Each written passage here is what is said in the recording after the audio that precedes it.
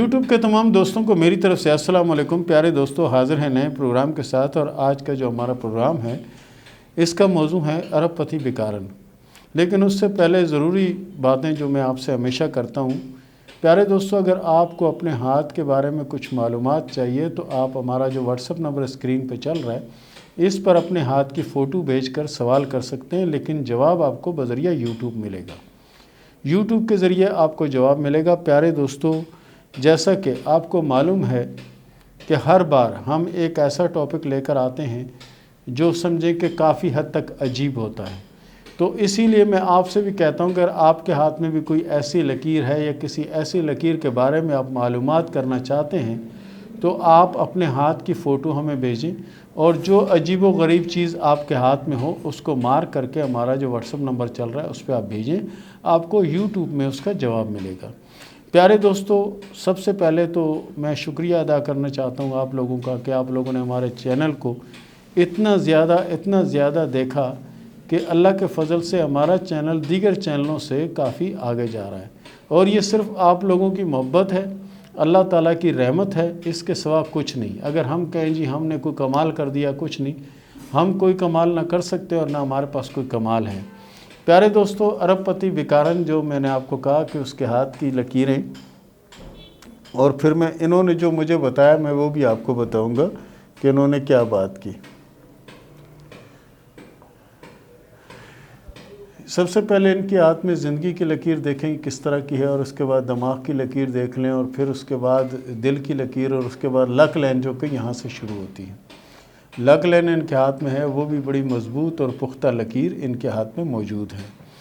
तो प्यारे दोस्तों, एक भिकारन भीख मांगने वाली अपने हाथ की फ़ोटो लिए वो आई हमारे पास। तो उसने कहा जी ये मेरे ये हाथ के फ़ोटो हैं और देखकर बताएं कि मेरा आने वाला वक्त कैसा होगा और मेरी किस्मत में क्या कभी कोई अच्छा वक्त भी आएगा या नहीं। सबसे पहले तो मैं हाथ देखकर बहुत ज़्यादा हैरान हुआ। मैंने कहा ये हाथ है किसका? तो उसने कहा जी ये हाथ मेरा है। तो मैंने कहा जब आपका हाथ है और आप ख़ुद आई हैं तस्वीरें लेकर, तो आप ख़ुद आके डायरेक्ट हाथ दिखा देती, तो क्या ज़रूरत थी इतनी तस्वीरें बनाने की और तस्वीरें बना के लाने की। उसने कहा जी हो सकता है मैं बेकारन हूँ और आप मेरा हाथ देखना पसंद ना करें, तो इसलिए मैं तस्वीरें भी ले आई साथ। तो उसके बाद मैंने जो उसका हाथ देखा तो उसकी किस्मत की लकीर कलाई के पास से शुरू हो रही है, यानी पैदाशी तौर पर माली पोजीशन स्ट्रॉन्ग और अच्छी होने की अलामत। उसके बाद इनके हाथ में कामयाबी की जो लकीर है वो भी यानी ये समझें कि काफ़ी बड़ी लकीर है, और किस्मत की लकीर से एक शाख निकलकर कामयाबी की लकीर की तरफ जाती है। उसके बाद अगर हम इनके हाथ में शादी की लकीर देखते हैं तो शादी की लकीर दो शाखा है, और दूसरी शादी की जो लकीर है उसके एंड में एक जज़ीरा बना हुआ है, उसके आखिर में एक जज़ीरा बना हुआ और एक लकीर दो शाखा है। तो मैंने कहा जी आपके किस्मत तो इतनी अच्छी है और आपके हाथ में कामयाबी की लकीर भी बहुत ही उम्दा और बहुत ही बेहतर लकीर है, तो आप ये क्या भीख मांग रही हैं, क्यों?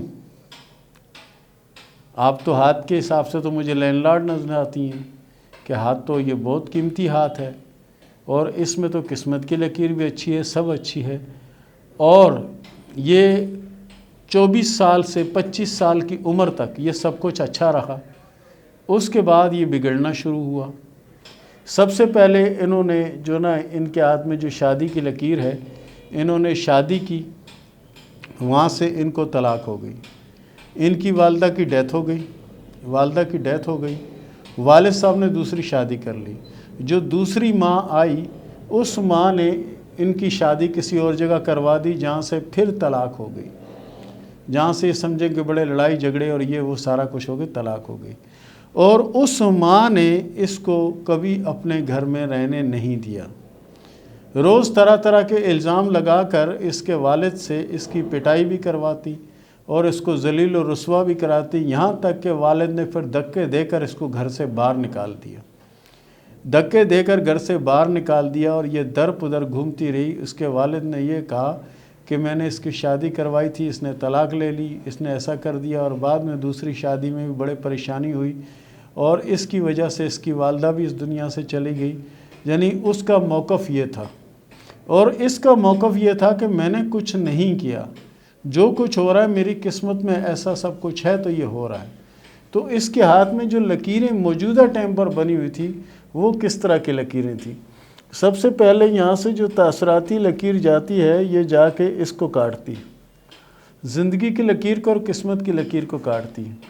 دوسری تاثراتی لکیر جو ہے نا یہ جا کر شادی کی جو لکیر ہے اور دل کی لکیر اس کو کاٹ رہی ہے، یعنی صدمہ پہنچا رہی ہے۔ اس کے بعد پھر ایک لکیر جو ہے وہ کامیابی کی لکیر کو کاٹتی ہے۔ یہ ساری لکیریں جا کر یعنی تمام لکیروں کو کاٹ پیٹ رہی ہیں۔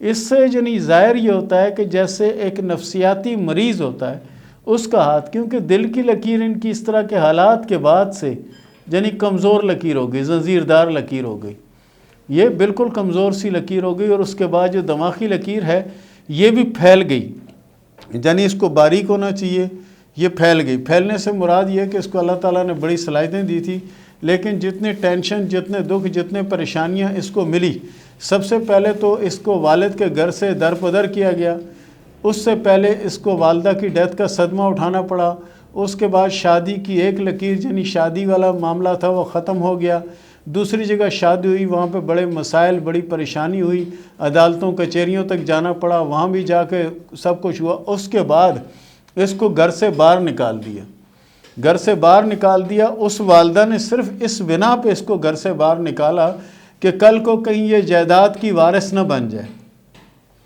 اور اس کے والد کو کہتی تھی کہ میں نے خود سنا ہے کہ آپ کی بچی کہتی ہے کہ میرے والد کے پاس اتنی دولت ہے اور میرے علاوہ ان کی کوئی اولاد نہیں ہے، اور ان کی جائیداد جو ہے نا ادھر ادھر کے لوگ کھا جائیں گے، اس لیے وہ بیٹی اپنے باپ کی حفاظت کے لیے رہنا چاہتی تھی، لیکن سوتیلی ماں نے رہنے نہیں دیا۔ اسے معلوم تھا کہ اگر یہ رہ گئی تو جائیداد کی وارث بن جائے گی۔ حالانکہ جو اس کے والد صاحب نے شادی کی تھی جس عورت سے، اس سے پہلے بھی یعنی 3-4 اولادیں تھیں، تو یہ اولادیں اس کی وارث بن جائیں یہ چاہ، اور پھر یہ بچی درپدر ہو گئی۔ نہ اپنوں نے ساتھ دیا، نہ دوستوں نے دیا جو اچھے وقت میں اس سے کھاتے پیتے تھے، نہ انہوں نے ساتھ دیا، نہ ہی کسی رشتہ دار نے اس کو منہ لگایا۔ پھر یہ مجبوراً بھیک مانگنے پہ لگ گئے، یہاں تک ہو گیا کہ گدھا گروں میں شامل ہو گئی، اور آج بھی یہ گدھا گر ہے۔ اور اس کا ہاتھ دیکھیں تو آپ کو اندازہ ہوگا کہ بالکل نفسیاتی ہو چکی ہے، کہ ہر معاملہ اس کا یعنی شادی اس کی تباہ، والدین کی طرف سے دکھ، دیگر معاملوں میں دکھ، عزیزوں رشتہ داروں کی طرف سے دکھ، اور جاننے والوں کی طرف سے دکھ اور پریشانیاں۔ حالانکہ شروع کے یہ سمجھیں کہ 15 یا 20 سال اس کی زندگی کے بڑے اچھے سال تھے، اس دوران یعنی قسمت کی لکیر بھی اچھی تھی، اس میں کوئی رکاوٹیں نہیں تھی، اس کے بعد لائف لائن بھی بہت زیادہ بہتر تھی، اور کامیابی کی لکیر بھی بہتر تھی، اور شادی کی لکیریں بھی یعنی چل رہی تھی اچھی، اور آگے جا کے گھومنا شروع ہو گئے۔ تو خدا تعالیٰ ایسے دکھ اور ایسی تکلیف اور ایسی پریشانیوں سے ہر مسلمان کو محفوظ رکھے۔ تو یہ بات ذہن نشیں کر لیں کہ اچھے وقت کے دوست برے وقت میں دوست نہیں رہتے، تو اس لیے ضروری یہ ہے کہ ہر قدم سوچ سمجھ کر اٹھائیں تو آپ کے حق میں بہت زیادہ بہتر ہوگا۔ اور کسی کی باتوں میں آ کر اپنا گھر تباہ کرنا یہ کوئی انسانیت نہیں ہے، تو اس سے بھی باز آنے کی کوشش کریں۔ پیارے دوستو، یہ تھا ہمارا آج کا پروگرام، اس کے ساتھ ہی شروع کرتے ہیں سوال و جواب کا سلسلہ۔ غلام سگرا نے سوال کیا کوٹ مومن سے کہ میں اپنی بیٹی کے گھر میں رہتی ہوں اور موجودہ وقت میں بہت زیادہ پریشان ہوں، کیونکہ میری پینشن کی بک جو ہے نا وہ بن نہیں پا رہی، تو یہ کیا آگے چل کے کچھ اچھا ہوگا یا نہیں؟